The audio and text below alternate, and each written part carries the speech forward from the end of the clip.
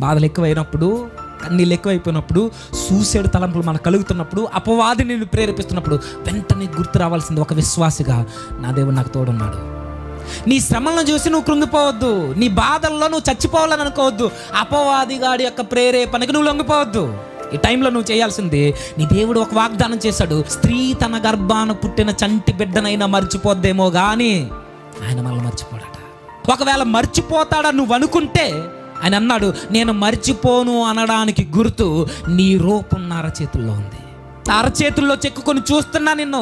నీ జీవితంలో ఏం జరుగుతుందో అడుగడుగున ప్రతి క్షణము నేను ప్రతిదీ అబ్జర్వ్ చేస్తున్నా. నేను మర్చిపోతాను, నువ్వెట్లా అనుకుంటున్నావు? నేను మర్చిపోను. ఆయన ఎన్ని వాగ్దానాలు ఇవ్వలేదు, నిన్ను విడువను, ఎడబాయను, నిత్యము నీతో ఉంటానన్నాడు, సదాకాలం నీతో ఉంటానన్నాడు, నీతో కలిసి తింటానన్నాడు, నీలో ఉంటానన్నాడు, నీ కుటుంబంతో కలిసి ఉంటానన్నాడు. వాగ్దానాలు గుర్తు రావాలి మనకి.